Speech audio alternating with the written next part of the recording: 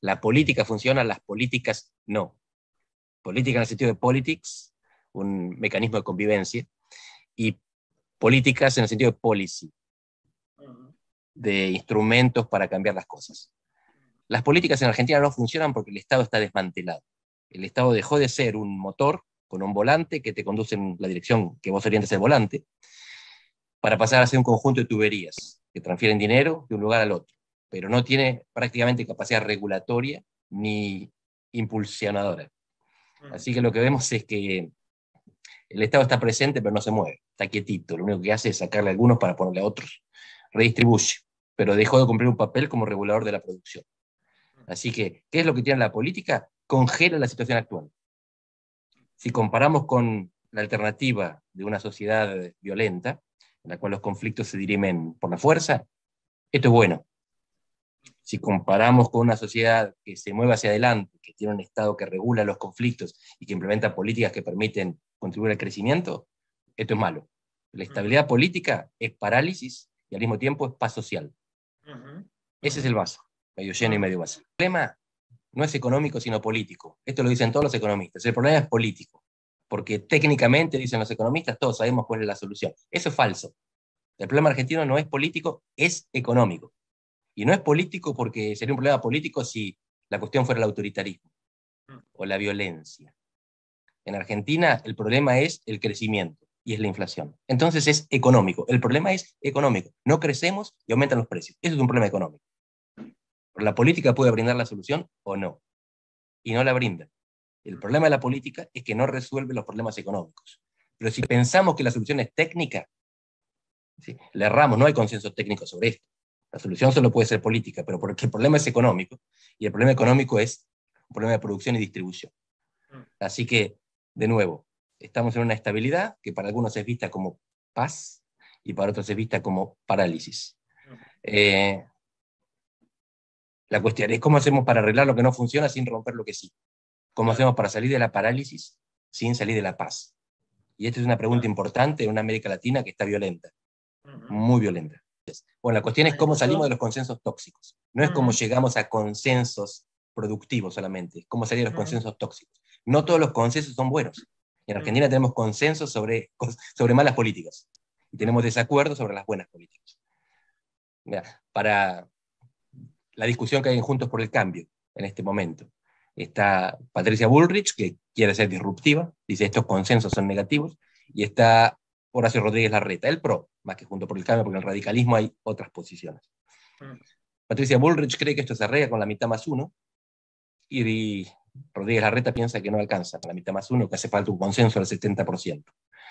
Son dos posiciones, yo creo que las dos son insuficientes. Hace falta un consenso amplio, creo yo. Por ese consenso amplio no puede excluir al kirchnerismo, que es lo que piensa Larreta. El 70% de Larreta es Juntos por el Cambio más el peronismo no kirchnerista. Y el problema es que los que te impiden las reformas son los que están afuera del sistema y tienen buenas razones para estar enojados. Si vos no incluís a la base electoral del kirchnerismo, es muy difícil generar un consenso que dure. Así que ninguna de las dos posiciones me parece suficiente. A Patricia Bullrich la van a llenar a la plaza de piedras, tonelada de piedras, como pasó en el 17, y a Rodríguez Larreta le van a generar un consenso estéril. Si no se acuerda con la base electoral del kirchnerismo, no hay consenso disruptivo que funcione en este país. A partir de lo que dice Andrés, o la reflexión que les parezca sobre cómo estamos viendo la política argentina hoy. A mí se me ocurre, ustedes saben que yo tenemos un podcast con Andrés, así que conozco bastante las posiciones de Andrés. Es como un stand-up que hacemos, pero estoy bastante de acuerdo con lo que dice Andrés y son cosas que nosotros decimos todo el tiempo, esto de que en realidad la política en Argentina funciona adecuadamente. O sea, lo que tiene que ver con el sistema político de representación. Hay partidos, el Congreso funciona, los partidos están suficientemente diversificados en términos ideológicos, o sea, los votantes saben que más o menos que están votando. Sin embargo, al mismo tiempo, esta estabilidad se parece que es positiva. Si uno mira los otros países de la región, se traduce en una incapacidad de tomar grandes decisiones de policy, de políticas públicas, ¿no?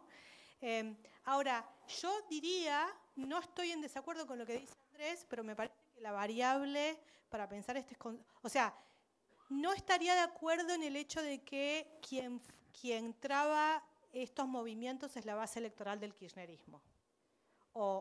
La verdad es que me parece que tienen más capacidad de veto, se han demostrado tener más capacidad de veto en los últimos tiempos los que están arriba que los que están abajo, ¿no? Es decir, me parece que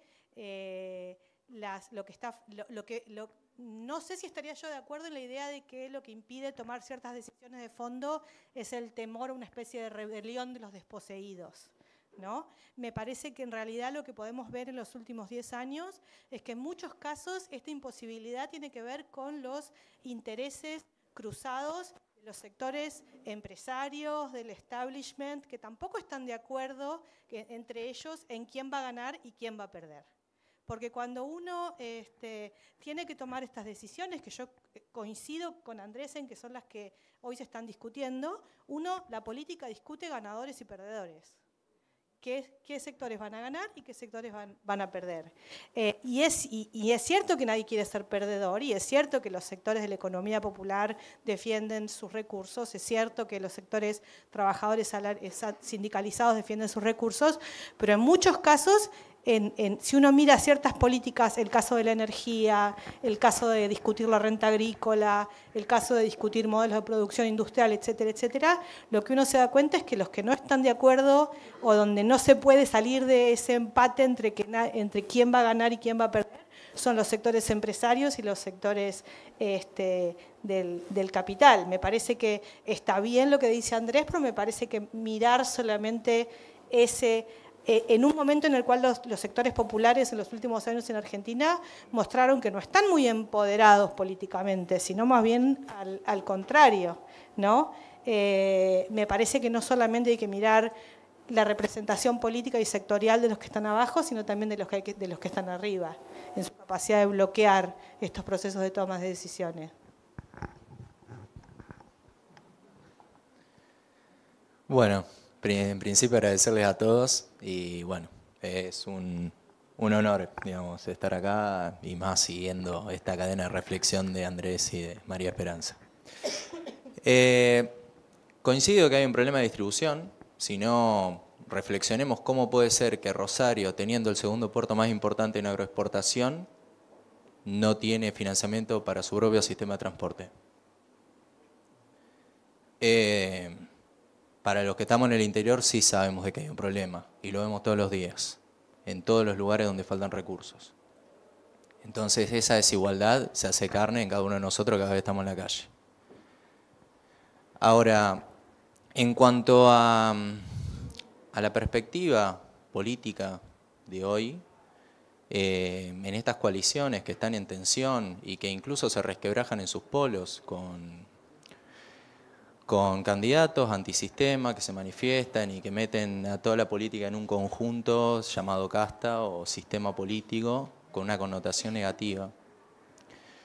Todo eso se basa en un enojo, en un desencanto, en ira, en sentimientos negativos, pulsiones negativas que están en la sociedad y que nacen en problemas públicos no resueltos, demandas concretas, inseguridad, inflación, narcotráfico, pobreza, desigualdad, e interpelan una política que parece que está cerrada en sí misma y no pone en la agenda. O sea, si hablamos de la política, ¿para qué?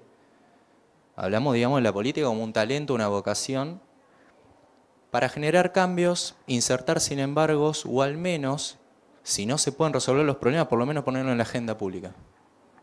Discutirlos, polemizarlos, convocar a la sociedad o por lo menos a la opinión pública, estamos discutiendo esto. Sabemos que les interesa. En esa ira, en ese clima que justo ayer estábamos viendo la encuesta del SPOP de la Universidad de San Andrés y que decía que en la marcha general de las cosas el 88% estaba insatisfecho con la marcha general de las cosas. Un 62% muy insatisfecho y un 26% algo insatisfecho. Entonces la antipolítica se convierte en una especie de tabla de surf sobre olas pero no va hacia ninguna costa, simplemente surfea las olas, hasta que se cae, hasta que se ahoga. No nos lleva a ningún lado. Creo que la política es la que le tiene que dar la costa.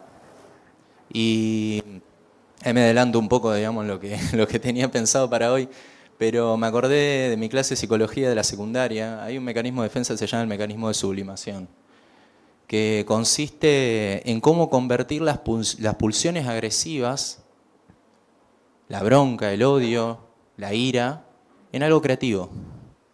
El artista lo vuelve un cuadro, el músico lo vuelve una canción. Hasta los teóricos en los momentos más difusos sacan una teoría sobre ese sistema crítico de la política.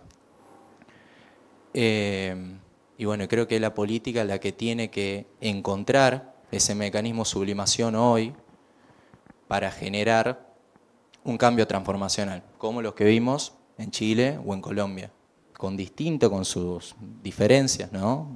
Está bien que en Chile fue encabezado por Boric como un outsider que va desde la periferia hacia el centro, y en Colombia con Petro desde la política, con una trayectoria larga. Creo que estamos en ese dilema y bueno, esperemos aportar. Hola, buenas tardes, ¿qué tal? Muy contenta de estar acá, muy agradecida de estar con gente tan grosa. La pregunta original creo que era cosas que funcionan y que no funcionan de la política. Estoy hace un par de días recorriendo Santa Fe. Estoy impresionada de Billetera Santa Fe. Así que se los quiero elogiar bastante, porque en la provincia de Buenos Aires se intentó algo parecido, pero no llega de ninguna manera a ser ni siquiera parecido. O sea, tiene Billetera Santa Fe desde la farmacia más cara del centro hasta las verdulerías de barrio. Estoy realmente impresionada. Y me parece destacable porque los estados vienen siendo muy lentos en lo que es esta transformación de las billeteras virtuales y las formas de pagar. O sea, Galperín nos viene cagando mucho y el Estado Nacional y la provincia de Buenos Aires no vienen sabiendo ser competitivos ante esas billeteras virtuales. Me saco el sombrero ante Billetera Santa Fe, porque además me parece, sospecho, que lo que termina pasando es que no solo hay beneficios comerciales y de activación de consumo, sino que también el Estado tiene una imagen más real o una fotografía más real de lo que es esa economía que en otros lugares es completamente en negro, ¿no? O sea, en el AMBA no sé cuántos verduleros hay que paguen impuestos, y la verdad es que este sistema logra realmente una doble ganancia, que es la de activar el consumo, beneficiar al consumidor y blanquear esa economía que es tan difícil de blanquear. Chapó por Billeteras. Esto no es una publicidad, no conozco al que la hizo, no conozco al gringo Perotti, no me gusta el intendente de Rosario, pero no sé quién la hizo, así que solo opino neutralmente de recorrer. Sí me llama la atención de Santa Fe las diferencias que hay de la ciudad de Santa Fe para arriba y de la ciudad de Santa Fe para abajo. Esta Santa Fe del Sur es como gringa y muy rica, muy rica. Y la pobreza es casi minoría o es una cuestión como media rara. Y en el norte pasa un poco lo contrario, me parece. Pero déjenme hacer mis opiniones de bonaerense recorriendo así un poquito. Creo que lo que más viene fracasando en lo que es la política son los resultados que se presentan. Hay una parte de la militancia que suele creer que la gente vota en contra de sus intereses, o que la gente vota mal, o que la gente se equivoca, y que no estamos sabiendo educar a la gente para que vote bien. Bueno, yo disiento con esa teoría. Para mí la gente no es boluda.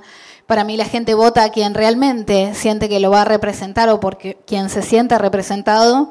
Y en este sentido no creo en la idea de una peronización del mundo o en la idea de una conciencia política superadora de gente que crea en cuál es la política correcta, sino que creo que la gente vota a quien considera más parecido, más afín, a quien le cae mejor,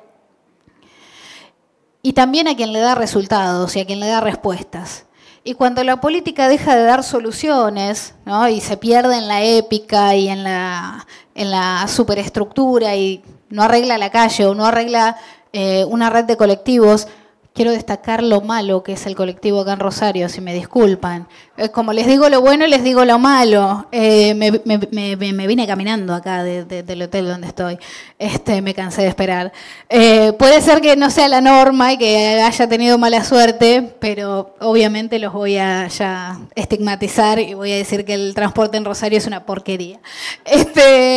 Me parece que falta un poco de eso. Falta bastante de eso, de decir, bueno, ¿de qué se ocupa la política? De que el transporte ande bien, de que la inflación no te coma vivo, de que más o menos tengas una sociedad más o menos segura, una calle iluminada y bien asfaltada, y no estaría ocurriendo.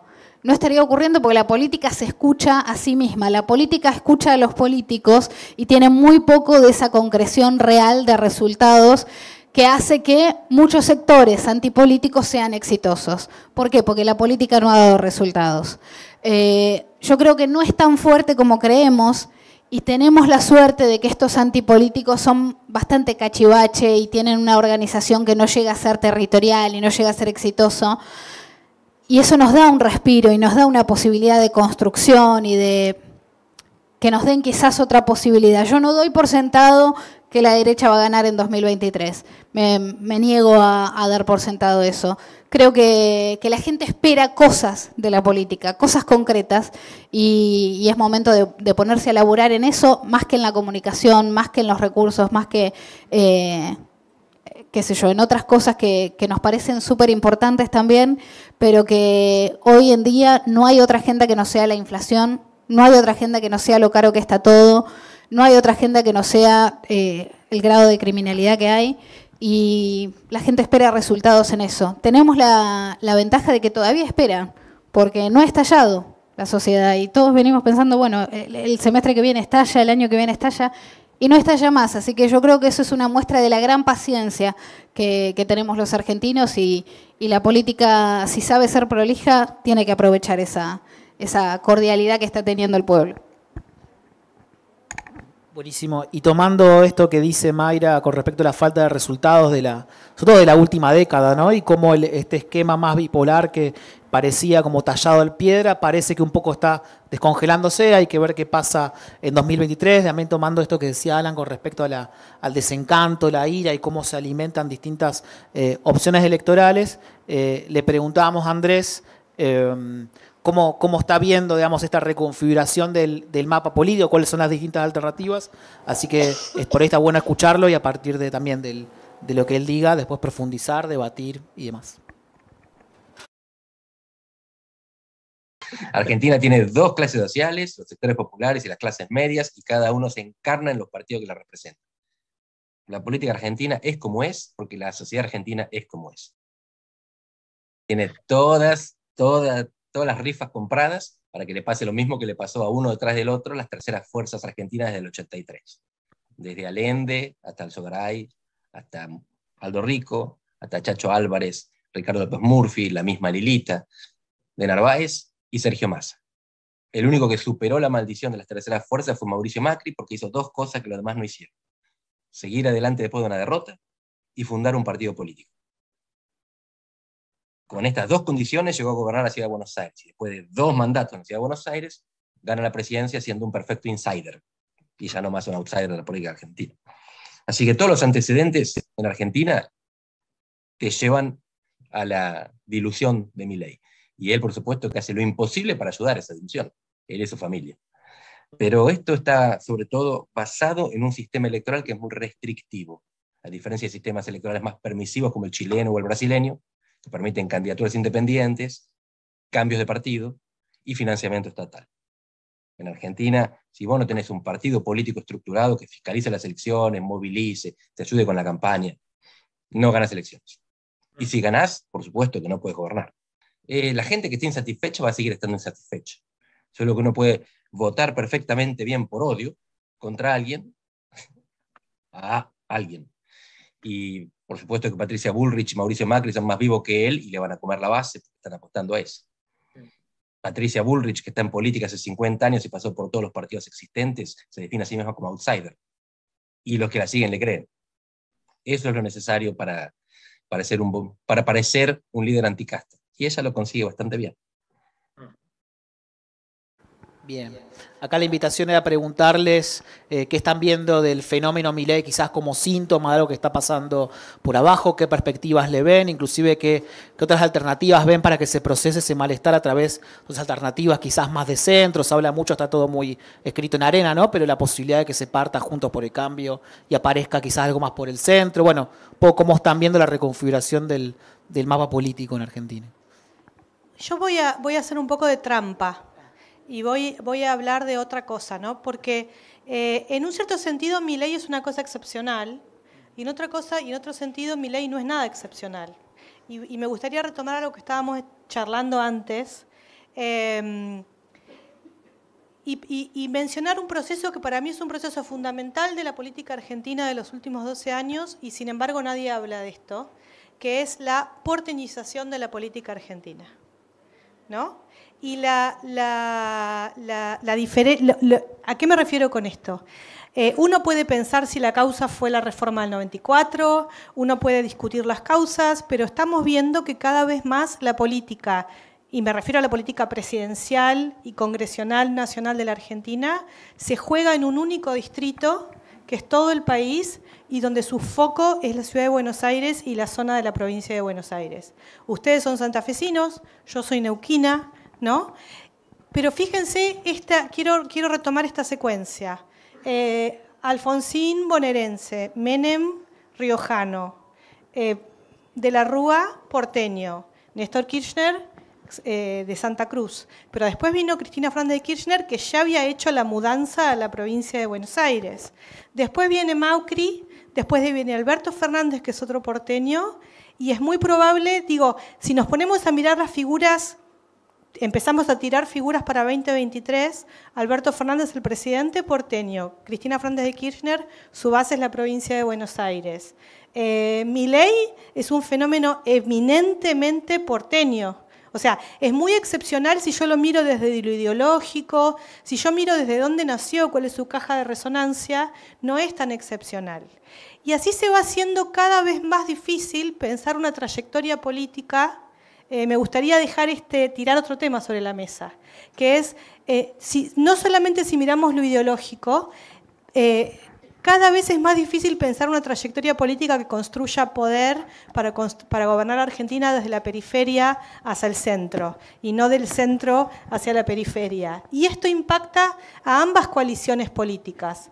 Es tan difícil para un gobernador peronista hoy, de una provincia, imaginarse presidente como para Alfredo Cornejo, incluso para Gerardo Morales.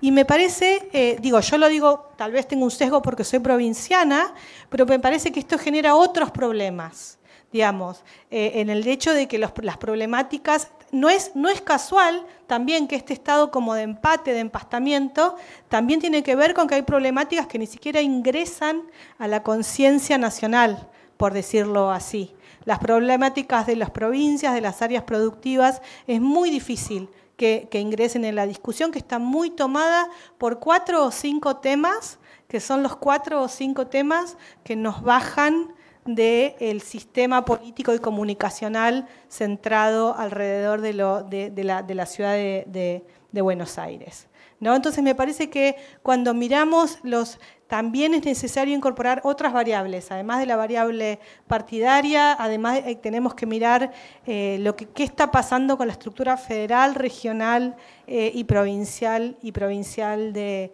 la Argentina, y me parece que tendríamos que pensar cómo podemos hacer para construir poder que vaya de abajo y de afuera hacia el centro, y no solo del centro hacia afuera. Estamos todos discutiendo, a mí me preocupa el ascenso de la derecha, pero estamos todos el país discutiendo una figura política que sacó el 17% de los votos en una ciudad del país, ¿no? Y hay no sé, gobernadores de todo signo político que tuvieron muy buenos resultados electorales en sus provincias y no aparecen como figuras de importancia en la política nacional. Creo que esto, gobernadores, intendentes, creo que esto lo tenemos que poder, decir. Perdón, me voy a extender, pero voy a decir una sola cosa. Ahora, yo sí creo que cuando uno mira Milei, a mí una cosa que me interesa, y es que Milei es la única figura hoy en la política argentina que está planteando de una manera horrenda, pero está planteando un horizonte de transformación utópico de la sociedad. ¿Sí? O sea, una utopía muy paradojal en donde lo que hay que hacer es agarrar un bidón de nafta y prender fuego a cosas. Pero esto me parece que habla de un problema que tiene la política argentina actual, que es que las otras dos coaliciones, tanto el Frente de Todos como Juntos por el Cambio, lo que prometen es la vida va a ser fea en los próximos, digamos. No se puede salir de decir hay problemas, es muy difícil avanzar, estamos muy trabados, ¿no?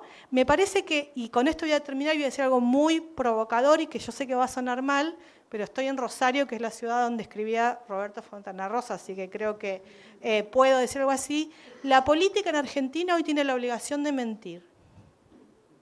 La política argentina tiene la obligación de mentir, tiene la obligación de contarnos una historia que nos pueda decir que las cosas van a ser mejores de lo que son. Eso probablemente sea una mentira, porque es muy difícil pensar en este contexto actual que podemos ser felices, que podemos tener más justicia, que podemos tener... Pero es obligación de la política hoy asumir la necesidad de contarnos esas mentiras que son las que estructuran la vida de sociedad. La política no puede ser solamente hacer una especie de lista de por qué no podemos vivir mejor, de cuáles son los problemas, de por qué somos todos tan horribles, de por qué yo te detesto, ¿no? Entonces me parece que hay que... la política argentina tiene un exceso de verdad hoy y me parece que lo que tiene que asumir es la capacidad de pensarse por fuera de las determinaciones de lo horrible que pueda ser la realidad concreta.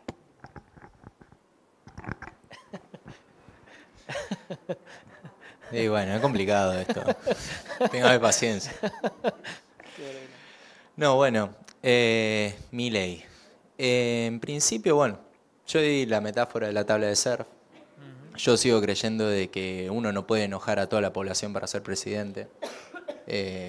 Justo está Lucio ahí, y lo que hablamos el otro día era que llega un momento en que para ser presidente tenés que empezar a proponer soluciones y no solamente estar enojado y gritar. Hay una frase que hicimos en un informe de Marina, justamente estuvo en este panel, que decíamos que los seguidores de Milei no leyeron ni a Hayek ni a Friedman, simplemente están enojados. Y es así. Entonces, yo creo que hoy en agenda mediática está mucho la atención del Frente de Todos. Se está peleando el Frente de Todos, Cristina está enojada con Alberto, Massa está ahí en el medio, volvió Scioli, hay muchas cosas, ¿no? Pero, ¿qué pasa si Juntos por el Cambio está más en tensión que el Frente de Todos? ¿Qué tipo de tensión genera Milei ahí adentro? Porque mientras un sector de Juntos por el Cambio, Macri y Bullrich, están tensionando hacia la derecha para desdibujar a los moderados que buscan esa coalición del 70, que recién Andrés decía, ni siquiera va a alcanzar, pero están más pensando en una futura gobernabilidad o a lo mejor en cómo salir de esta encerrona, de este empate entre coaliciones, la polarización sigue siendo un negocio. Sigue siendo de alguna manera una sociedad entre polos que se construyen sus identidades con la destrucción de todo lo que hay en el medio. Entonces en esa sociedad que nuevamente se vuelve a encerrar aparecen los extremos y así como Cristina se mueve hacia la izquierda porque otra cuestión que no se habla tanto, pero el crecimiento de la izquierda también preocupa al Frente de Todos por el otro costado, estamos en una discusión de que las coaliciones catch-all se van hacia el centro, pero al mismo tiempo quieren resguardar esos polos, esos votos que antes eran seguros. pero que de alguna manera con las posiciones antisistema están entrando en tensión y están empezando a tener filtraciones por esa pared que antes era la más asegurada de todas. Yo estaba tranquilo, me podía ir a dormir a mi casa, me podía ir a dormir y sabía que esos votos estaban ahí. Eso puede no ser tan así. Yo creo que el juego de Macri es ese, sumarlo a Milei, tensionar a Milei, a los del centro, a los que quieren, las palomas, para erosionarlas políticamente, desgastarlos. Y asegurándose un polo duro, se asegura la competitividad. Ahora, coincido en parte con lo de la nacionalización, lo de la porteñización, pero creo que el albertismo, que puede existir por defecto, y que a lo mejor los albertistas no asimilan aún la identidad de albertistas, pero aún así se entienden albertistas, pueden expandir esa parte de la coalición del gobierno con gobernadores. Creo que es la carta que les queda como expansión de esa parte de la coalición para reforzar. Entonces yo no descartaría la inclusión de algún gobernador para la competencia presidencial, porque me parece que es una de las cartas que le puede llegar a quedar, dado el desgaste que tiene Alberto, post-foto Olivos y todo lo que vino después. Pero yo dejaría un reparo ahí. Bueno, creo que con eso podemos pasar. Bueno, la figura de Milei yo creo que está llegando a su techo, si no es que ya llegó y que incluso creo que viene bastante planchado. Le pasó algo parecido a Larreta, que creo que hace un año estábamos más seguros de que iba a ser presidente en 2023 que ahora, donde primero Macri parece salir a decir, no, guarda que no te la voy a dejar tan fácil. Es porteño. Y después de 3 presidentes porteños yo creo que no se soporta la idea de pensar en otro porteño más, sobre todo porque es tan igual o tan parecido, ¿no? Milei por lo menos es diferente y propone cosas diferentes. Hay algo muy interesante cuando él dice que pueden surgir algunos de los gobernadores. Yo agregaría algunos de los gobernadores gringos, o sea, o Perotti, que me parece que es medio rata, y por ahí estamos en, no sé qué opinión le tienen acá, pero no larga un mango, y no sé si es la figura que necesita la Argentina que se viene. Schiaretti, que creo que es todo lo contrario, no tiene problema en gastar y delirarla y endeudarse, y creo que ya Argentina ya tuvo como de eso. Y después Uñac, que está como guardado con un perfil bajo, y que San Juan no para de hacer guita porque están sabiendo explotar muy bien la minería, entonces por ahí también es el que tendría capital para bancar una campaña, porque no nos olvidemos que el factor económico es un gran factor a la hora de decidir pelear, sobre todo si hay una interna y no hay una lista de unidad. Yo también lo considero una de las posibilidades que hay, porque si no las otras caras ya son muy repetidas. Ganan por ser caras conocidas, pero tienen el desgaste de ser viejos conocidos y de tener defectos y vicios que ya conocemos todos. En cuanto a la figura de Milei, lo que me parece... Hay 2 cosas que me parecen destacables. La primera la señaló Casullo muy correctamente. Promete una utopía, promete algo feliz, algo realmente que ninguno de los otros candidatos, la idea de ser libres, de ser verdaderamente libres, ¿no? Casi una cosa sanmartiniana, ¿no? Que hablaba de libertad, de seamos libres, lo demás no importa nada, y tener la libertad como motor me parece increíble y súper valioso y súper interesante para copiarlo. Pero después hay otra que a mí me preocupa, que se la dije a uno de los asesores de Milei a modo de elogio y a modo de preocupación por no ser votante de Milei, y es: quienes militan a Milei lo militan feliz, lo militan felices, están contentos, no tienen intereses económicos. No sé cuánta parte de la militancia del Frente de Todos sale feliz a la calle a hablar de peronismo y no como más contensora y desde la negatividad y desde, bueno, y sí, está terrible y vio qué caro está todo. Los que salen a militar a Milei salen con una idea y con un entusiasmo casi revolucionario. a ese entusiasmo le tengo mucho más miedo que al propio Milei, que me parece muy torpe y muy desprolijo, y creo que su hermana, para beneficio nuestro, lo asesora bastante mal. Él tiene una confianza ciega en ella y la verdad que creo que esto termina siendo positivo para nosotros. Pero a mí lo que me preocupa es ver esa felicidad y ese entusiasmo, ese creer en algo nuevo y en estar seguros y en salir felices, gastando plata del propio bolsillo a militar a un tipo. Eso hace rato que no lo vemos nosotros, ¿eh? Hace rato. Hace rato que no tenemos una juventud tan enamorada de la política. Los jóvenes que ingresó el kirchnerismo ya tienen 40 años. Digamos, la juventud de la Cámpora ya está toda por cumplir los 40. Ya es momento de dejar de robar con la juventud, porque además en Capital Federal está eso de que sos joven hasta los 40 y pico. En el resto del país es como que a los 25 años ya tenés, digamos, pelos en todos lados, ya estás para formar tu vida. O al menos yo, que soy de Bahía Blanca, es más así que esto de podemos ser jóvenes hasta la edad que queramos.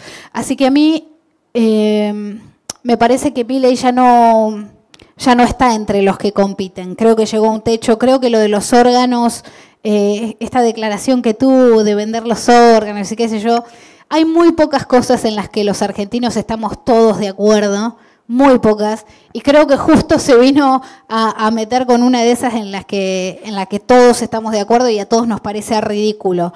Así que me preocuparía más lo que haga Cambiemos.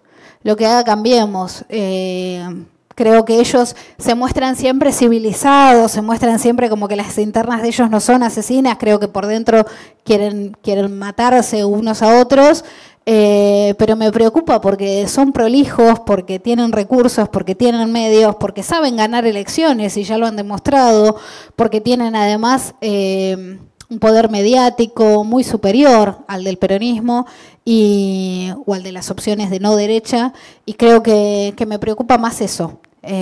Milei ya ha dejado un precedente, creo que ha dejado una semilla libertaria, pero no creo que sea Milei el que la puede ejecutar. Sí creo que van a surgir personajes libertarios y va a surgir un movimiento nuevo en la Argentina. Bien, bien, gracias. Antes de pasar al tercer bloque, quería hacerles algunas preguntitas cortitas, si querían, para profundizar algunas cuestiones que nos quedaron dando vueltas. La Esperanza, si ve perspectivas tomando esta idea de la desporteñización de la política, si ves efectivamente posibilidades de desporteñizar la política argentina. Bueno, no mucho, la verdad. Pero sí es cierto, quiero retomar lo que decía él, que por ejemplo, es interesante que en el último mes en el Frente de Todos, tanto desde el punto de vista de Alberto Fernández como desde el punto de vista de, por ejemplo, este conflicto que planteó Cristina Fernández de Kirchner con los movimientos sociales, ayer y hoy terminan una especie de fortalecimiento del rol, o por lo menos propuesta de fortalecimiento de que sean gobernadores e intendentes los que manejan los planes, entre comillas. A mí no me gusta esa, creo que no existe no hay planes, ¿no? El Frente de Todos se va a tener que mover se puede mover en esa dirección. Me preocupa más Juntos por el Cambio. Juntos por el Cambio, realmente lo que uno está viendo en este último tiempo es un fortalecimiento de esta porteñización. Y querría meter me parece súper interesante que los tres estamos de acuerdo en que en el último tiempo se fortaleció Macri a expensas de Rodríguez Larreta. Y yo estuve hace poco en una mesa en donde había economistas y ellos veían lo contrario, ¿no? O sea, que la salida era necesaria. Me parece interesante cómo la gente que mira más la política lo vemos bastante sólido a Macri, y la gente que mira las necesidades económicas dice, no, obviamente la salida es por Rodríguez Larreta, ¿no? Nada, eso me pareció simpático que los tres veíamos. Yo a veces me siento un poco sola, yo lo veo muy fuerte a Macri, realmente lo veo muy fuerte, y todo el mundo te dice, no, ya está, va a ser Rodríguez Larreta, es inevitable, es el mejor candidato. Sí, bueno, pero las reglas de la política no son las reglas de la comunicación política, ¿no? Bien. Le quería... Dale, ¿querías agregar algo? No, le quería preguntar a Mayra, gran conocedora de los sectores populares y del peronismo, ¿cómo estás viendo esa relación entre el electorado peronista y el peronismo en función también de lo que pasó el año pasado? Y si ves algún resquebrajamiento de esa relación. El peronismo viene fallando en ese sector porque ha puesto al Estado como protagonista en lugar de al laburante como protagonista. Nadie se autopercibe pobre, no existe la autopercepción de pobre. Vos vas al barrio más pobre de cualquier rincón de la Argentina y preguntas ¿cuál es el barrio más pobre? Y nunca te van a decir es este. Siempre te van a decir es aquel, es este de acá al lado, nunca nadie te va a decir este. Entonces, esa autopercepción, digamos, en un país donde Tinelli se autopercibe de clase media y un cartonero también, pone en jaque esto de, bueno, si ponemos a los pobres o a los marginados como protagonistas o al Estado como protagonista, ¿a quién le estamos hablando? Si nadie se autopercibe así. Ese para mí ha sido uno de los grandes errores del peronismo del último gobierno de Cristina. Del peronismo de Alberto es casi imposible tener opiniones fijas porque no existe el albertismo, digamos, porque no está Alberto para conducir. Sí hay un peronismo noca, pero no está clara la política, no está clara la conducción, no está claro hacia dónde se apunta, entonces es muy difícil hablar. Pero se le ha fallado a ese electorado que se autopercibe laburante, que se autopercibe buscavida, que no llega quizás a autopercibirse de clase media, pero siente que es laburante.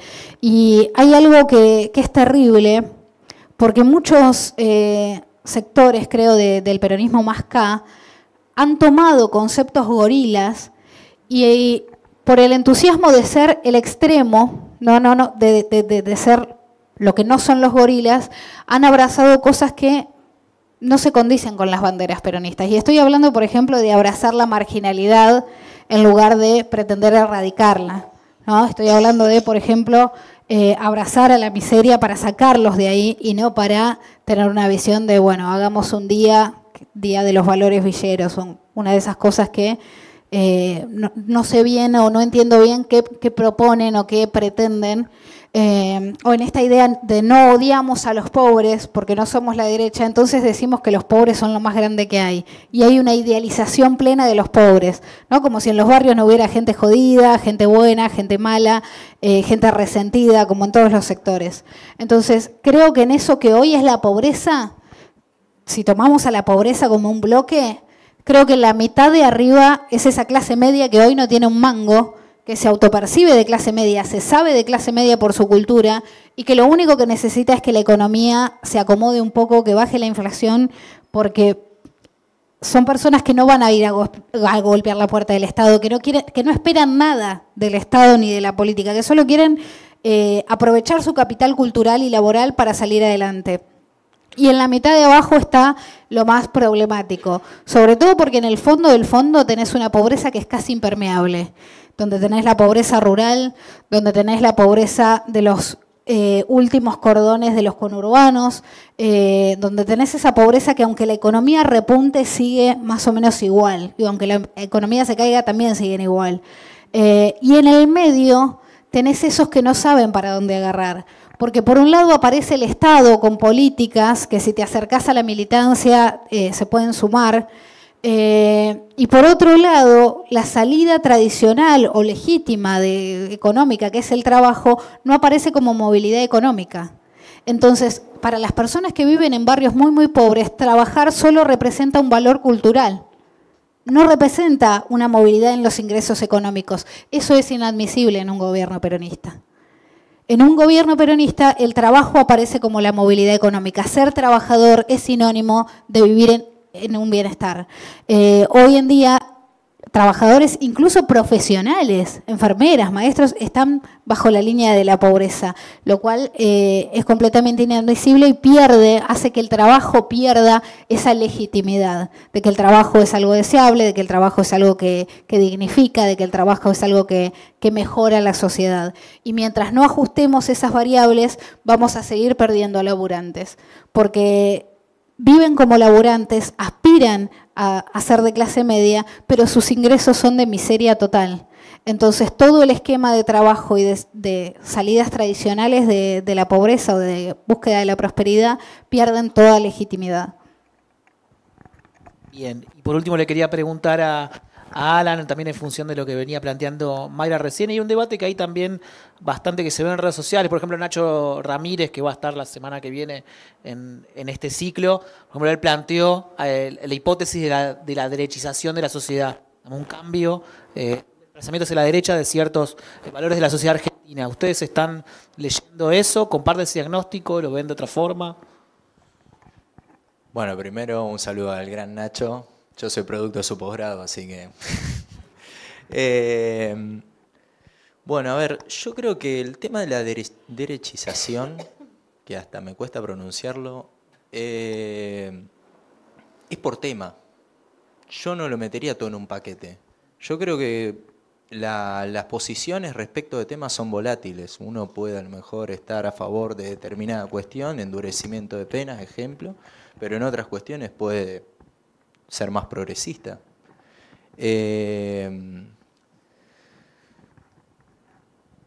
Sí, tal vez, si volvemos a surfear olas y esas olas se montan sobre cierta emocionalidad en contra de algo, puede que el fin último termine siendo una posición política, ¿no?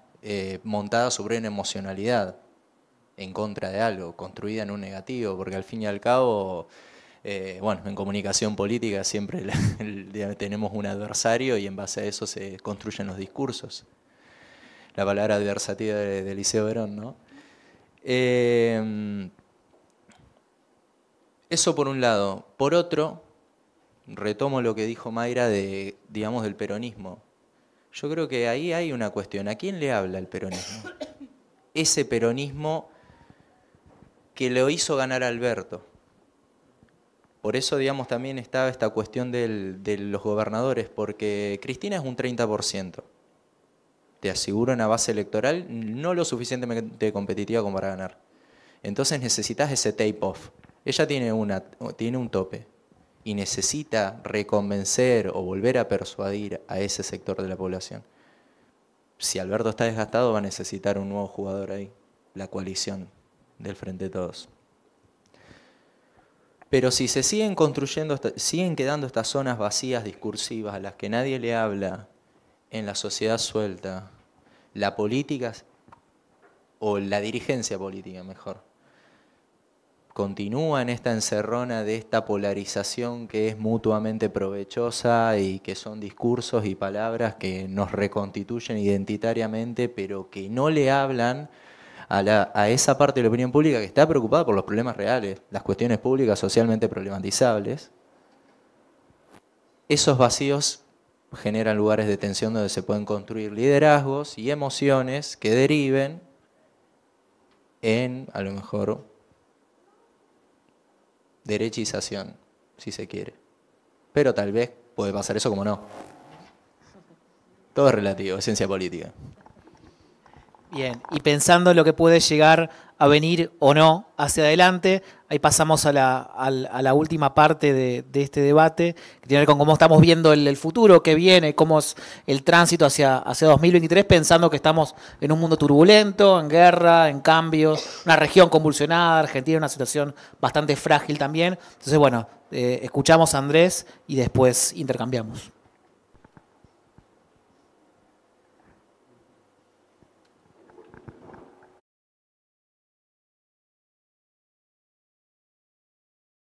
Hay dos posibilidades. El escenario de base es que empujamos la crisis con la panza, como hacemos habitualmente, y llegamos.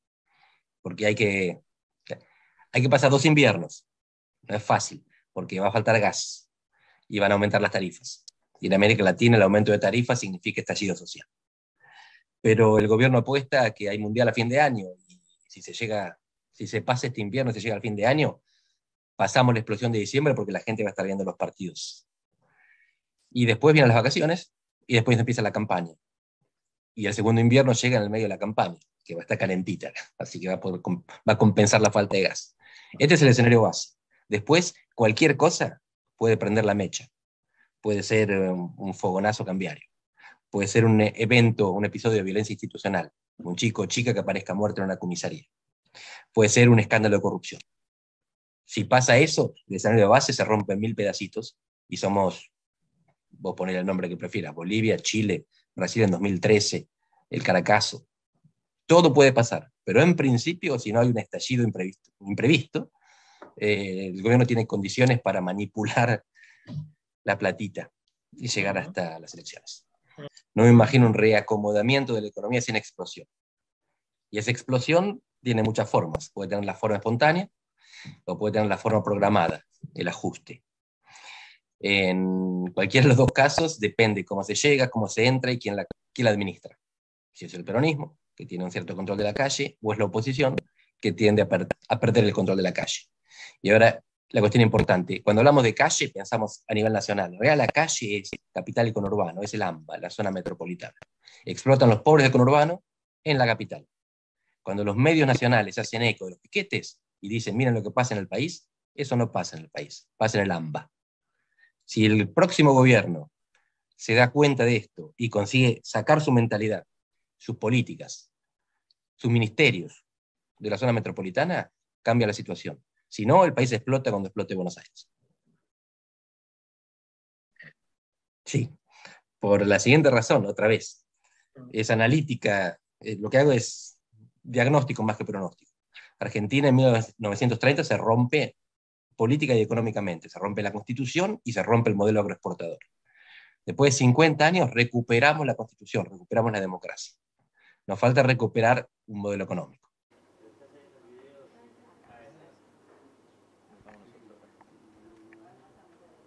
Ya estamos.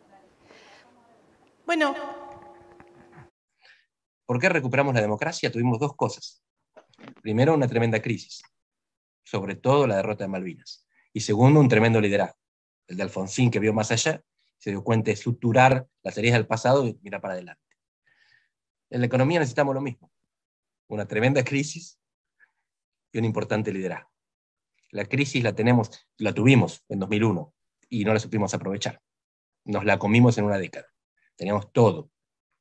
Es fácil decirlo retrospectivamente, en el momento no parecía tan fácil. Pero retrospectivamente vemos que nos comimos la década de bonanza de las materias primas. Ahora vuelve la crisis. Es necesario el liderazgo. Pero el mundo se nos abre. La tragedia de la guerra es al mismo tiempo, de la guerra en el centro de Europa, es al mismo tiempo una oportunidad para la periferia que produce alimentos y energía. Es una desgracia para África, una bendición para América Latina. Si tenemos un liderazgo que sepa aprovechar el mundo que viene, hay muchísimas chances de que consigamos arreglar la economía. Por supuesto que tenemos una gran capacidad y mucho entrenamiento para arruinar las oportunidades, pero las oportunidades están. Bueno, algunas cositas.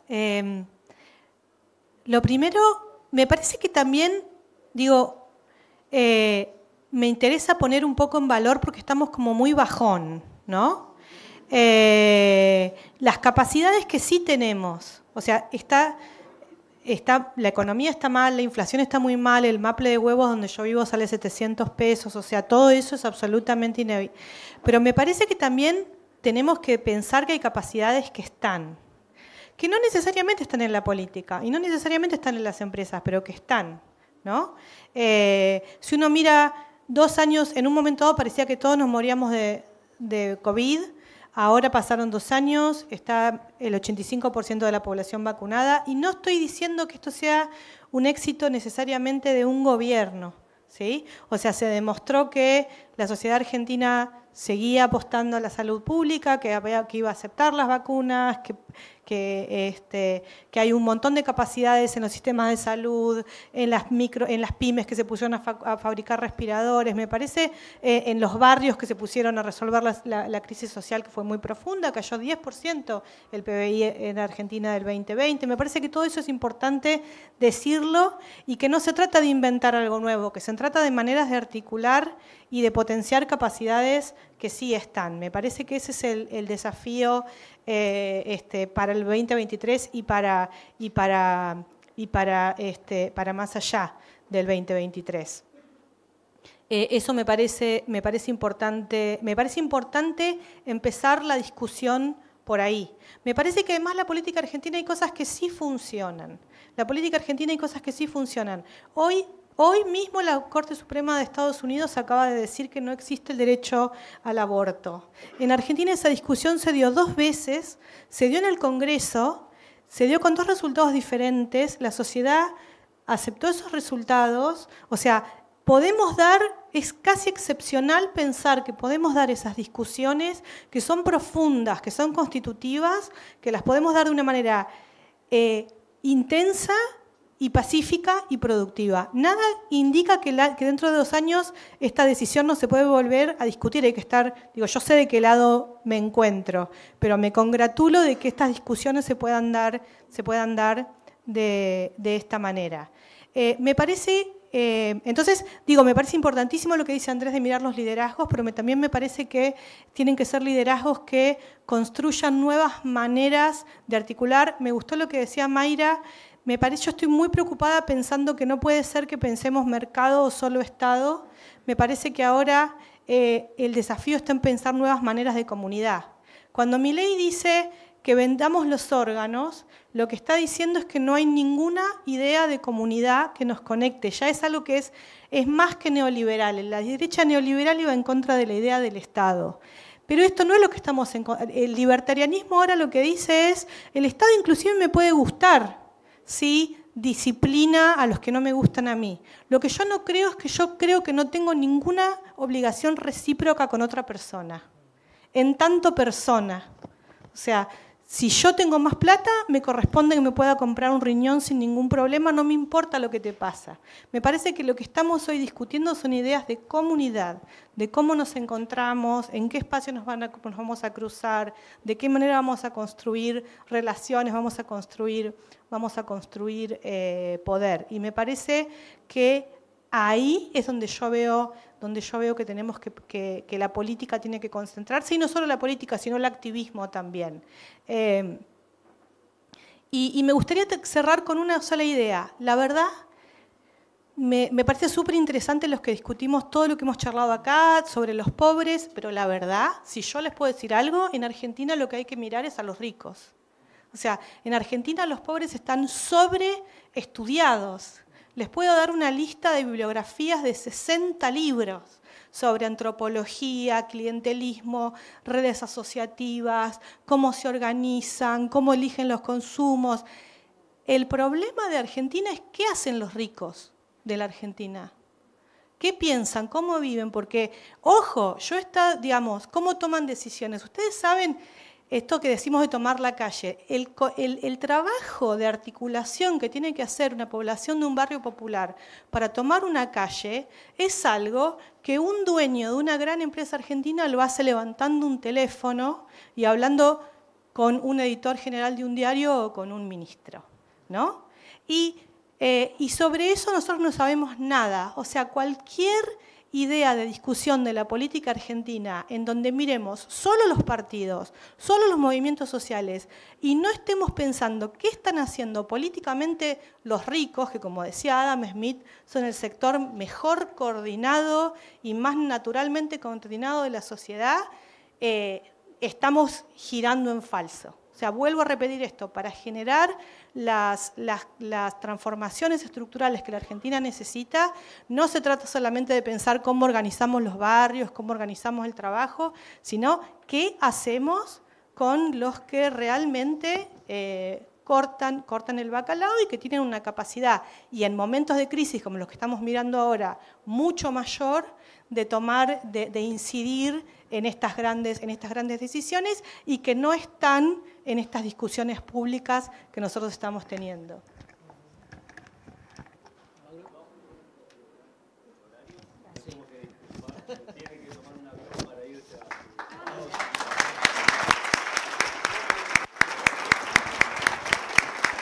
Gracias, Esperanza.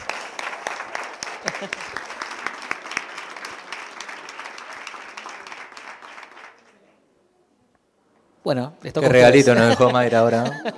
Se las dejó fácil. Bueno, muchas cosas. Primero, retomando a Andrés. Yo creo que Argentina tiene una composición institucional y hasta incluso, digamos, social muy distinta, digamos, a los demás países de Latinoamérica. Por eso no tuvimos, y dudo que tengamos, un estallido social como el de Chile, el de Colombia, el de Perú, el de Ecuador, o los levantamientos que fueron en su momento contra Iván Duque en Colombia.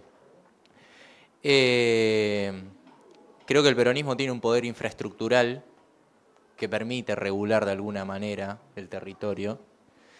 Y hasta incluso tenemos un papa que tiene una perilla sobre esa caldera. Entonces, la situación es compleja, pero creo que esa caldera funciona. Por ahora funciona. Después, si tenemos que ser optimistas o seguir con las vibras positivas que dejó María acá,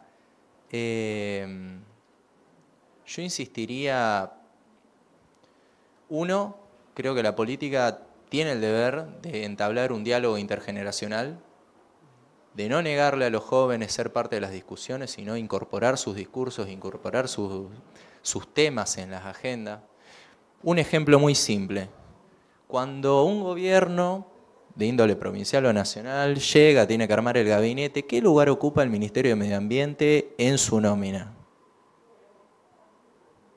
O sea, si fuera el PRODE, es como Patronato juega contra Sarmiento Junín y bueno, le pongo 2 a Sarmiento y 1 a Patronato. ¿Es un casillero más? Bueno, no es más un casillero, más. Hoy Medio Ambiente, con el recambio generacional, pasa a ser un ministerio tan importante como Economía, Salud, Educación, y va a tener tensiones con producción, inevitablemente. Son debates que vienen a futuro y creo que hay que mirarlos. Y justamente para el progresismo es muy importante ese debate y tener una posición en Medio Ambiente. Es un ministerio central a futuro.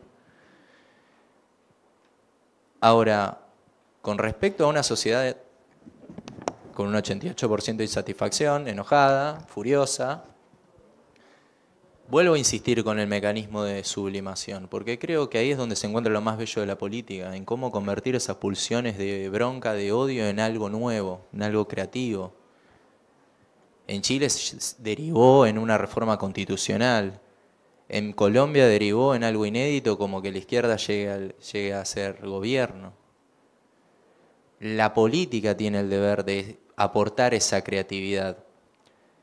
Y me doy el atrevimiento, ya que tenemos de forma remota a un weberiano ortodoxo, voy a citar o a intentar parafrasear a Max Weber, diciendo de que al final del político del científico, él termina su ensayo diciendo de que solo aquellos que son capaces de no quebrarse cuando el mundo parece tan absurdo y abyecto, e instalar un sin embargo, tienen vocación para la política. Y creo que eso es lo que nos convoca hoy y lo que tenemos que seguir sosteniendo más allá de que el mundo o nuestro entorno argentino parezca tan absurdo y abyecto. Gracias. Mayra, te pedimos acá un cierre de esta etapa y después, bueno, abrimos algunas preguntas si tenemos un ratito todavía. Yo tengo un solo sueño soviético. No soy una persona de izquierda, esa es la verdad. Si alguno me conoce, creo que está bastante claro. Soy demasiado peronista, quizás. también soy como muy antichorros, entonces muchos piensan como que soy de derecha, porque como él decía, no sé de derecha para todos, sino que hay sectores y como que soy bastante antichorros, entonces muchos me acusan de ser de derecha, pero tengo un sueño soviético y cada quien sangra por su herida, entonces soy una persona que pasó mucho hambre en mi infancia y en mi adolescencia, mucho. Y eso hizo que para mí el hambre sea una necesidad que soy incapaz de tolerar. O sea, soy incapaz de soportar que hay alguien pasando hambre. Siempre estoy metida en todo lo que tiene que ver con alimentos, con comida, con tapar esos incendios. Y el Ministerio de Agricultura, Ganadería y Pesca, para mí debería ser el Ministerio contra el Hambre o el Ministerio de la Alimentación. Creo que en Argentina es intolerable que exista el hambre, que haya argentinos compatriotas que se van a dormir con una taza de té en el estómago. Después, digamos, sacando ese Ministerio del Hambre, creo que se acomodarían muchas cosas, que habría más dinero y más recursos para consumir, para activar el mercado, para salir adelante, para tener consumos que nos hacen adquirir bienes y que nos hacen progresar o tener una movilidad económica. Y creo bastante en la libertad. Creo bastante en la libertad de los individuos y creo que no tenemos que tenerle miedo a la palabra libertad. Y creo en la política como una fuerza liberadora, pero no porque te dejemos libre para que negocies con tus patrones, donde sabemos quién tiene la clara ventaja, o por ejemplo la ley de alquileres que acaba de salir, que es realmente nos deja a los inquilinos completamente en banda, sino en una política que se ensucia las manos y que sale a pelear con el poder para liberar de esas preocupaciones a los ciudadanos. Una política que se ensucia y que trabaja y que se mete en el barro para que seas más libre económicamente y seas más libre con más plata en el bolsillo y seas más libre cuando la plata tiene poder adquisitivo y seas más libre cuando estamos mejor educados y las escuelas son de más calidad y las universidades son de más calidad.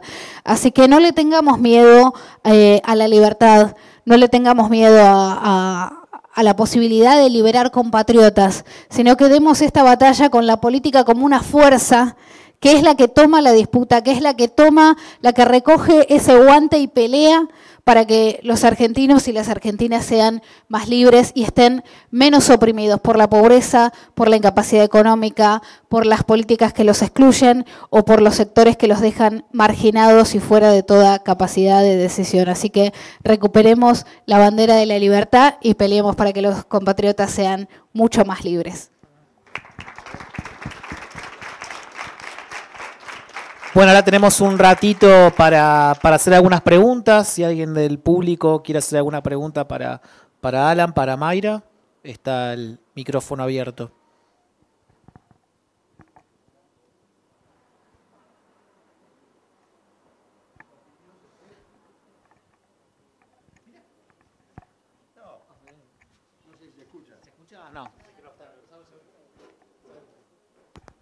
No, una opinión en este sentido. A mí me parece que aquí se dijo que el problema es eminentemente económico y no político. Yo creo que la política tiene sus problemas. Y uno de los problemas es la inviabilidad del debate público en la Argentina. El ejemplo excelente que dio María Esperanza del aborto es un ejemplo. Pero en la Argentina no se puede debatir seriamente, racionalmente, sin la desmesura, sin el insulto y sin la descalificación, en base a una bipolarización con vetos negativos. Es decir, se vetan mutuamente y se impide cualquier tipo de debate. Yo voy a poner uno porque tiene que ver con lo mío. El tema de la justicia. Hay muchos problemas con la justicia. Pero también el problema está en la Corte Suprema. El gobierno manda un proyecto de aumento de 5 miembros de la Corte Suprema. Bueno, se terminó el debate, no hay más debate sobre eso. Se descalificó y todo. Ahora, si profundizamos un poco, si estudiamos un poco, si hacemos una comparación, en todos los lugares del mundo hay Cortes Supremas con muchos miembros. Diría al revés, la Argentina es uno de los países del mundo con menos miembros en la Corte Suprema. Si pensamos en España, si pensamos en Estados Unidos mismo, que tiene 9, Canadá, Alemania. España tiene Tribunal Constitucional y después tiene un Consejo que tiene 74 miembros. Digamos, en las provincias argentinas, cualquier provincia tiene más miembros que la de la Corte Suprema. Jujuy, por ejemplo. Jujuy tiene 9 miembros. Y llegó Morales y aumentó 3, de 6 a 3. Y tampoco fue un delirio eso, ¿no? Ahora, puede ser que las provincias argentinas tengan más miembros que la Corte, cuando la Corte tiene un exceso de demandas, etcétera. Digamos, me parece que hay un problema. ¿Y qué hace el gobierno? Mete 25. Cuando no puede nombrar uno, que es la vacante de Jaime de Nolasco. En la Argentina no hay acuerdo para nombrar un miembro de la Corte Suprema. Entonces, me parece que se habla de acuerdos y de consensos. ¿Cómo vamos a hacer acuerdos y consensos si no hay debate? No hay debate público. La cuestión es matar al contrario. Hay un problema político serio en la Argentina. No pasa solamente por democracia o autoritarismo. Ya está. Ya está. Hay democracia. Pero dentro de la democracia tenemos grandes diferencias que no podemos superar.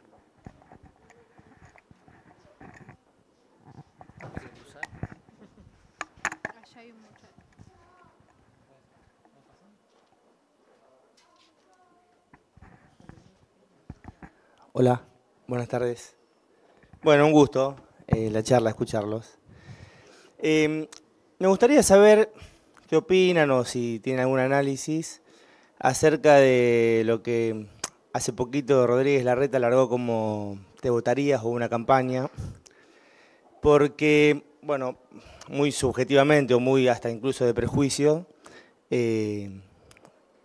ando controvertido porque por un lado parecería acerca de la apertura, la participación, la horizontalidad, que son valores aspiracionales de la política, digamos, como yo la entiendo.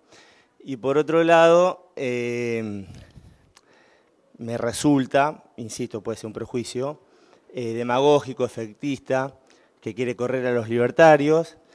Y también choca con, o mejor dicho, choca no, sino que se para sobre la idea socialmente masificada o hasta incluso peyorativa, de que hay gente que vive el Estado 20 años, 30 años, que yo creo que justamente donde se aprende a gestionar un Estado, a gobernar, en el Estado. No es una tarea que se pueda adquirir, aprender o perfeccionar de un día para el otro. Y sobre esto último es donde yo me digo, no quiero generalizar, no es que por estar 30 años en el Estado vas a saber. Digamos, no hay un lugar donde vos aprendas, sino que hay un bagaje bibliográfico y hasta incluso de experiencia que son muy diversos, pero que es imposible incorporarlos de un día para el otro, y él recicla la idea de, no sé si es de Macron o de quién, pero en Francia ya se puso o se experimentó en las últimas elecciones, en las anteriores, donde había filas de ciudadanos con currículum para integrar lista. Él va a ser candidato, o sea que él no se pone en discusión, los demás sí.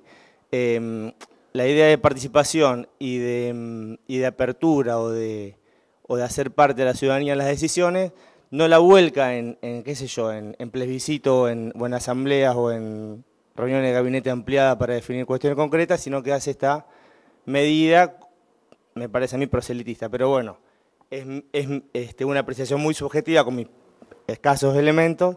Les quería preguntar a ustedes qué opinión tienen, qué análisis hacen de la situación.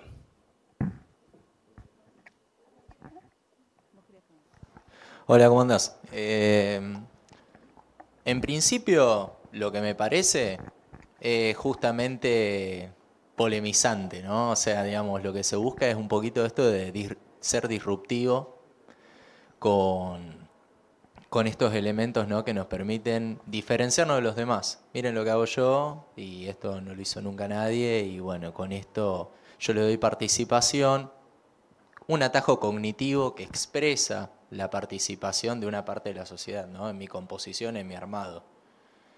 Pero lo veo más como eso, ¿no? Es más una cuestión de campaña, de mostrar, digamos, cierta disrupción, incorporando a parte de la comunidad y simplemente mostrando eso como una etiqueta. Sí coincido en que obviamente, ¿no?, digamos, la gestión o la representación necesariamente, si hay una formación previa dentro del Estado, bienvenido, ¿no? Porque te da los pergaminos para conocer las instituciones y para tener un norte. Estar en gestión te da músculo, pero por eso mismo lo veo como más que nada una convocatoria comunicacional, simplemente mostrar diferenciación, ser disruptivo y modo campaña. Sí. Me parece lo que llamarían quizás los de derecha una medida populista. Es muy populista esto que está haciendo Larreta. Acá casi todos son socialistas. ¿Hay socialistas? Sí. ¿Hay peronistas? Sí. ¿Gente normal? ¿No hay nadie? ¿Acá hay un radical? Bienvenido. No, yo creo que el socialismo hecho en Santa Fe, porque va a salir una nota mía que va a decir eso y quiero hacerme cargo. El socialismo hecho en Santa Fe, algo que en el resto del país quizás ha hecho más el peronismo. El socialismo ha dado políticas públicas exitosas, ha tenido un estado de bienestar durante varios años, me parece una figura muy interesante. Pero si hay un problema que tiene el socialismo de Santa Fe, es que es muy poco populista. Y en Argentina, para nacionalizarse, una dosis de populismo hace falta. De hecho, yo creo que un factor que tiene Larreta es que para Cambiemos es demasiado populista.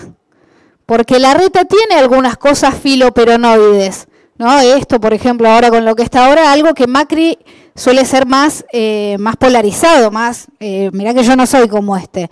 En este sentido, creo que voy a coincidir con vos en que en el Estado conviene estar y conviene gente que conozca el Estado, pero ¿qué ocurre? La política es esa profesión que creo que es de las pocas que hay, donde si tenés mucho tiempo viviendo de ella se considera algo malo. Hace 30 años está robando de la política. Fíjate que en otras profesiones no ocurre. Un docente que hace 30 años que es docente es como elogioso. Alguien que hace 30 años se dedica a la cultura va adquiriendo chapa. Pero alguien que hace 30 años se dedica a la política se considera parte del problema. Porque todos los fracasos que ha tenido la política de alguna manera recaen sobre él o por lo menos él ha sido parte.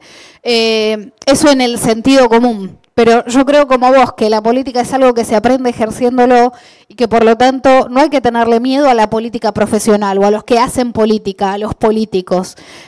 Porque si no la política es solo para los outsiders y hay que disfrazarse de outsider siempre para tener legitimidad, algo que me parece que es ridículo y no tenemos que perder esa batalla. Porque yo que soy peronista, me disculpan, el peronismo es por sobre todas las cosas político, no puede disfrazarse de otra cosa. Así que hay que recuperar esa legitimidad y esto que está haciendo Larreta creo que es un poco de populismo que no va a pegar mucho porque la gente suele decir que le gusta ver caras nuevas, pero después va y vota a los partidos de siempre. Entonces es algo que nos gusta escuchar o creer, pero en la práctica efectiva por algo somos tan bipartidistas. Bien, bueno, ya vamos cerrando, queda posibilidad, una pregunta más. Hacés la última pregunta y cerramos. Buenísimo.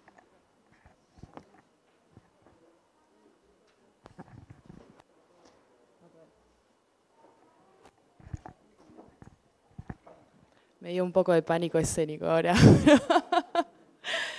Bueno, me encantó la charla. Yo soy activista de 2 organizaciones ambientales.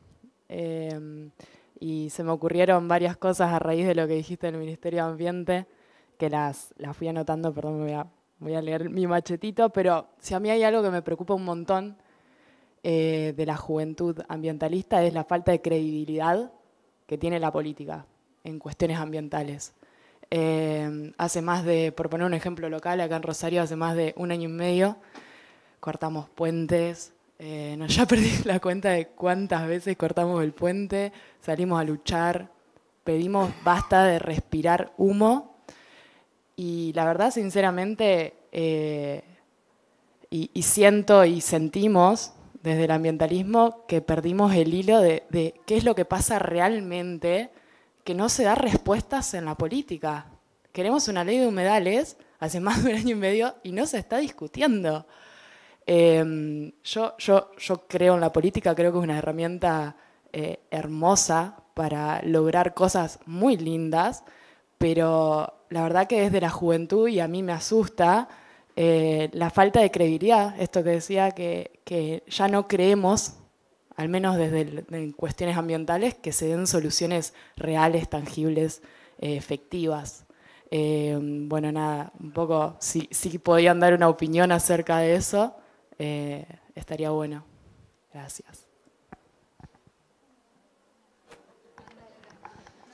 Bueno, yo soy un damnificado del humo, así que... Sí, no. Eso es algo que, bueno, a los rosarinos nos toca a todos. Sabemos perfectamente cuándo se quema una isla. Esta semana, ¿qué pasó? Otra vez están las columnas de humo. Otra vez el tratamiento diferencial de ser del interior y no tener la escena de la mediática que hay en Capital. Entonces es mucho más difícil instalar los problemas desde el interior y hacia adentro. Volvemos a la porteñización, lo que recién hablamos. Hay otra cuestión, que los problemas lamentablemente se normalizan. Y cuando se normalizan ya no se problematizan tanto, no nos conmocionan. La conmoción dura poco. Cuando se empezaron a prender fuego las islas durante el tiempo de pandemia, era algo nuevo, era algo novedoso, entonces todos nos movilizamos en contra de la quema y tuvo un ascenso fugaz el reclamo por la ley de humedales. Pero después quedó trunco. Después necesitó que desde la multisectorial o distintos sectores, digamos, de colectivos del mundo de la vida, sigan insistiendo, sigan irrumpiendo, sigan perturbando para ir ganando espacio en la agenda mediática. Un espacio que ya no tenía tanta atención porque el problema se normalizó. Pasó a ser más de nuestra cotidianidad. Y bueno, de vez en cuando se prende y aparece algún cordón enfrente. Se dejó indagar, los proyectos quedaron en comisiones, muchos perdieron estado parlamentario. Y lamentablemente volvemos a lo mismo. ¿Qué pasa cuando la política se cierra en sí misma y los problemas públicos quedan aparte en la banquina? Crece la falta de credibilidad, crece el desencanto, crece el enojo. Yo volví esta semana a Rosario y lo primero que vi fueron los cordones de humo. Y digo, o sea, no puede ser esto, se volvió normal. ¿Por qué lo aceptamos que sea normal? ¿Por qué dejamos de problematizarlo? Entonces, una de las partes positivas de la política es esa. Instalar los sin embargos y seguir impulsando las causas nobles del mundo de la vida para defenderlas de un sistema que se olvidó de esas causas. E insistir, y lamentablemente lleva tiempo, pero muchas veces se logra y muchas veces se obtienen los resultados. A la larga, algo que en la Argentina de repente tenemos que pensarla en largo plazo y todos los argentinos somos como jugadores de riesgo, siempre en corto, la política es corto, es hoy y ya no, el mañana no, y no es muy largo. Pero sí retomo lo que veníamos hablando, creo de que la oportunidad está a futuro, hay un recambio generacional que sí tiene como prioridad la agenda verde, que sí problematiza el medio ambiente y que le da prioridad a esa discusión y creo que inevitablemente si la política no la escucha va a tener problemas de representación. Ya no da lo mismo que en el ministro de Medio Ambiente, ya no dan lo mismo las políticas o las decisiones de si se instalan las offshore o no, si se siguen quemando las islas o no. Eso tiene una fecha de vencimiento, a mi parecer, por lo que veo en mi franja etaria, Va a haber un cambio de futuro que es generacional. Y la política, para recuperar la credibilidad, tiene que reinstalar ese diálogo intergeneracional. Eso por lo menos te puedo decir. Mayra, ¿querés agregar una última reflexión sobre esto? ¿No? No sé nada de medio ambiente, la verdad es como que soy el ciudadano más irresponsable del planeta. Pero bueno, voten la ley de humedales, viva las ideas, viva la patria, viva el populismo. Así que, no, muy contenta de estar acá, muy agradecida. Realmente un placer estar en Rosario. Parezco un músico de esos que van a todas las ciudades diciendo lo mismo, pero no, Rosario es mi ciudad preferida. Y en todos lados digo que Rosario es mi ciudad preferida, así que feliz de estar acá. Muchas gracias. Bueno, muchas gracias. Mayra, Alan, Esperanza y Andrés, a todos los que participaron de la charla, a todos los que la siguieron por redes, y por último dejar la invitación para la charla del 1 de julio, la semana que viene, con Nacho Ramírez, Juan Germano, Natalia Bruguete y Mariana Gené, también 4 cracks. Así que nada, sigan las actividades en comunidadideas.com.ar. Gracias de vuelta por la invitación y nos estamos viendo pronto.